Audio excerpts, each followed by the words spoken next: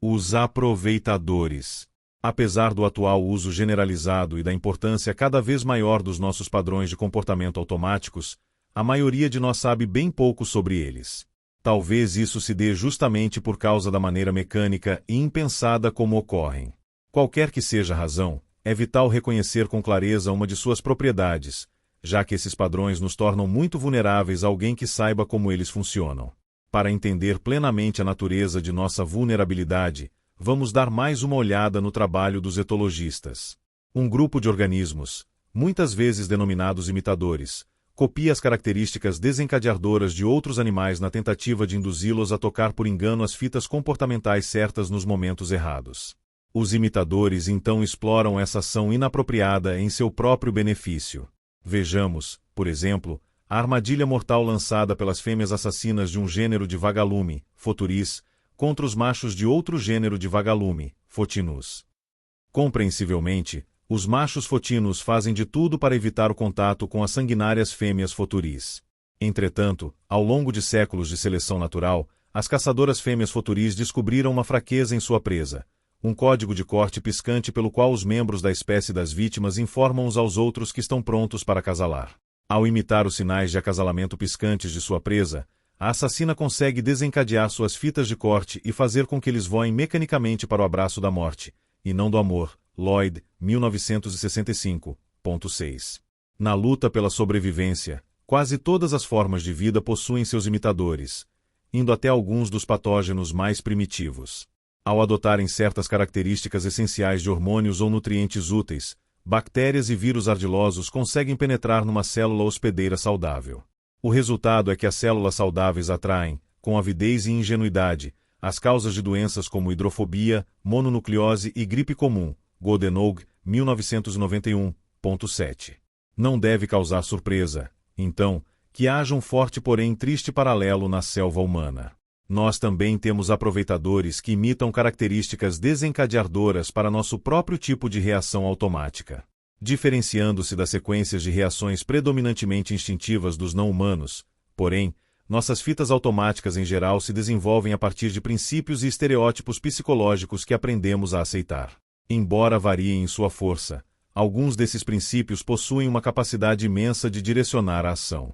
Nos sujeitamos a eles tão cedo na vida e eles nos condicionam de forma tão generalizada que raramente percebemos seu poder.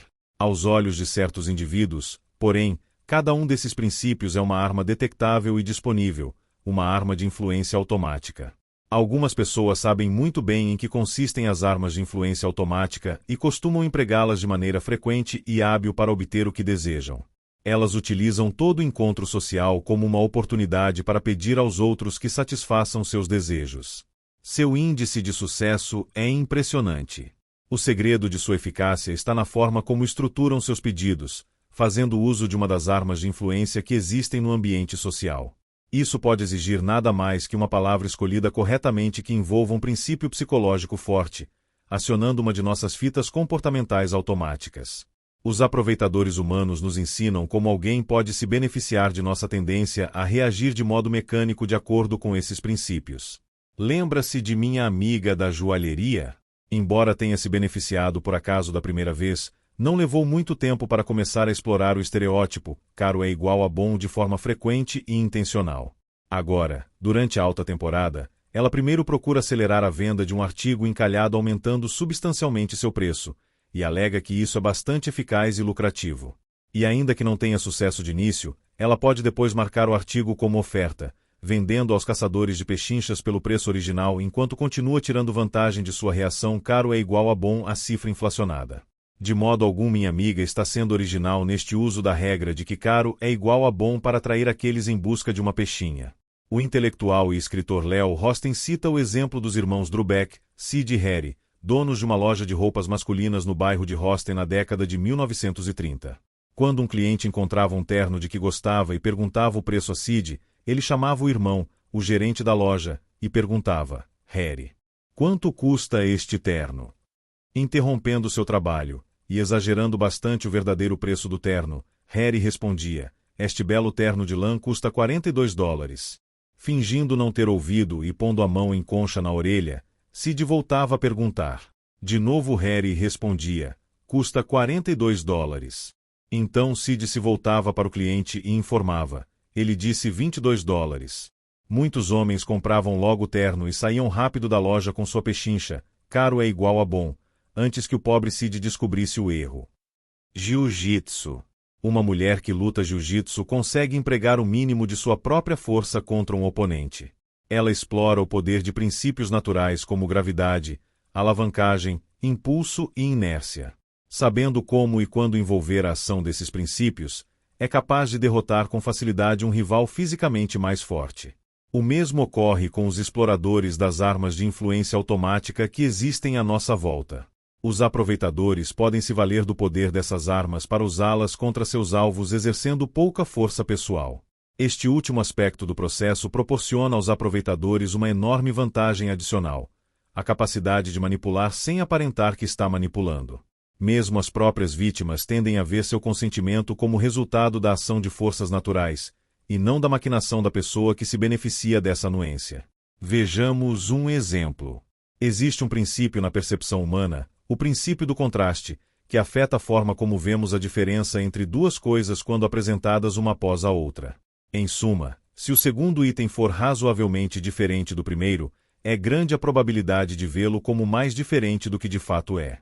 Assim, se erguemos um objeto leve primeiro e depois um objeto pesado, acharemos o segundo objeto mais pesado do que se o tivéssemos erguido sem antes erguer o leve. O princípio do contraste está bem consolidado no campo da psicofísica e se aplica a todo tipo de percepção, não apenas ao peso. Se estamos conversando com alguém muito atraente numa festa e depois surge uma pessoa pouco atraente, esta nos parecerá menos atraente do que realmente é. 8. Uma demonstração do contraste perceptivo costuma ser bastante empregada em laboratórios de psicofísica para apresentar os alunos a esse princípio. Eles se revezam sentando-se diante de 3 baldes de água, um frio, outro na temperatura ambiente e um quente. Após colocar uma das mãos na água fria e outra na água quente, o estudante é instruído a pôr ambas as mãos simultaneamente na água de temperatura ambiente. Os olhares espantados que se registram logo em seguida explicam tudo. Embora as duas mãos estejam no mesmo balde, a mão que esteve na água fria sente como se agora estivesse em água quente, enquanto aquela que esteve na água quente sente como se agora estivesse em água fria. O fato é que se pode fazer com que a mesma coisa, neste caso, a água com temperatura ambiente, pareça bem diferente dependendo da natureza do acontecimento precedente. Saiba que a arma de influência fornecida pelo princípio do contraste não permanece inexplorada. A grande vantagem desse princípio não é apenas sua eficácia, mas também o fato de ser praticamente imperceptível. Tormala e Pett, 2007. Aqueles que o aplicam podem lucrar com sua influência sem deixar transparecer que estruturaram a situação a seu favor. Vendedores de roupas constituem um bom exemplo. Suponha que um homem entre numa loja de roupas masculinas sofisticadas e diga que quer comprar um terno de 3 peças e um suéter. Se você fosse o vendedor, qual item mostraria primeiro para induzi-lo a gastar mais dinheiro? As lojas de roupas instruem seus vendedores a mostrar o artigo mais caro primeiro. O senso comum sugeriria o inverso. Se um homem acabou de gastar um dinheirão com um terno, poderá relutar em gastar mais na compra de um suéter. Mas os vendedores de roupas sabem mais do que nós. Eles se comportam de acordo com o princípio do contraste. Venda o terno primeiro, porque isso fará com que os suéteres, mesmo os mais caros, não pareçam tão caros em comparação. O mesmo princípio se aplica a um homem que deseja comprar acessórios, camisa, sapatos, cinto, para combinar com o terno novo. Para os vendedores é bem mais rentável apresentar o artigo mais caro primeiro. Não fazê-lo significa perder a influência do princípio do contraste, além de fazer com que o princípio funcione ativamente contra eles. Mostrar um produto barato primeiro e depois um caro fará com que este último pareça ainda mais caro. Assim como é possível fazer com que o mesmo balde de água pareça mais quente ou mais frio dependendo da temperatura da água sentida antes, é possível fazer com que o preço do mesmo artigo pareça mais alto ou mais baixo dependendo do preço do artigo mostrado anteriormente. O uso inteligente do contraste perceptivo não se limita apenas aos vendedores de roupas. Vide anexo 1.1. Deparei com uma técnica que envolvia o princípio do contraste enquanto investigava as táticas de concorrência das imobiliárias. Para aprender os truques do setor, acompanhei um corretor mostrando casas para compradores potenciais durante um fim de semana. O corretor, vamos chamá-lo de Phil, deveria me dar dicas para que eu me saísse bem no período de experiência. Um fato que logo notei foi que, sempre que Phil começava a mostrar propriedades a um novo grupo de clientes, começava por umas casas em péssimo estado. Indaguei-lhe a respeito, e ele riu. Eram o que ele chamava de imóveis de preparação. A imobiliária mantinha em sua lista uma ou duas casas em más condições a preços exagerados. A intenção não era vendê-las aos clientes, mas apenas mostrá-las, para que outras propriedades se beneficiassem da comparação. Nem todos os corretores se valiam das casas de preparação, mas Phil, sim. Ele dizia que gostava de ver os olhos de seus clientes se iluminarem quando mostrava os imóveis que realmente queria vender depois de terem conhecido as espeluncas. Mamãe e papai queridos. Desde que vim para a faculdade tenho sido negligente com as cartas e peço desculpas por não ter dado notícias antes. Vou contar as novidades agora, mas, antes de lerem, por favor, sentem-se. Não continuem se não estiverem sentados. Bem, estou me virando direitinho. A fratura do crânio e a concussão que sofri ao saltar da janela do meu dormitório, que pegou fogo logo após a minha chegada, estão quase curadas. Passei apenas 2 semanas no hospital e agora já consigo enxergar quase normalmente e só sinto aquelas dores de cabeça horríveis uma vez por dia. Por sorte, o incêndio no dormitório e o meu salto foram testemunhados por um frentista do posto de gasolina próximo ao dormitório, e foi ele quem chamou os bombeiros e a ambulância. Ele também me visitou no hospital e, como eu não tinha onde morar porque o dormitório foi destruído, fez a gentileza de me convidar para ficar no seu apartamento. Na verdade, é um quarto no porão, mas bem legalzinho. Ele é um bom rapaz e nos apaixonamos perdidamente. Planejamos nos casar. Não marcamos a data exata ainda, mas será antes que minha gravidez se torne aparente. Sim, mamãe e papai, estou grávida. Sei quanto vocês queriam ser avós e que darão ao bebê o amor, a devoção e o carinho que me deram quando eu era criança.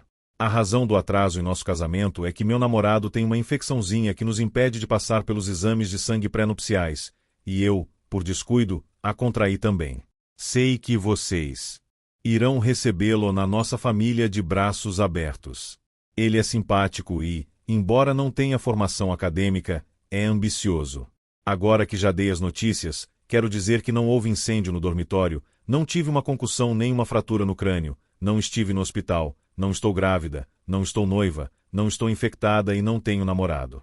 Porém, tirei 4 em História e 2 em Química, e quero que vejam estas notas a partir de uma perspectiva adequada. Sua filha, Sharon. Anexo 1.1 Contraste perceptivo e a faculdade. Sharon pode estar quase reprovada em Química, mas tirou 10 em Psicologia. Os vendedores de automóveis lançam mão do princípio do contraste, esperando até que o preço de um carro esteja fechado para então sugerir itens opcionais. Depois de chegar a um acordo envolvendo milhares de dólares, os $200 extras por um luxo, como um rádio sofisticado, parecem um valor quase trivial. O truque está em mencionar as opções independentemente umas das outras, para que cada precinho pareça irrisório se comparado com um valor bem maior já fechado. Como compradores experientes de carros podem confirmar, muitos preços finais de veículos econômicos se tornam desproporcionais depois do acréscimo dessas opções aparentemente insignificantes. Enquanto os clientes, já com o contrato assinado na mão, ficam perplexos com o total a pagar, só podendo culpar a si mesmos, o vendedor do carro exibe o sorriso triunfante do mestre de jiu-jitsu.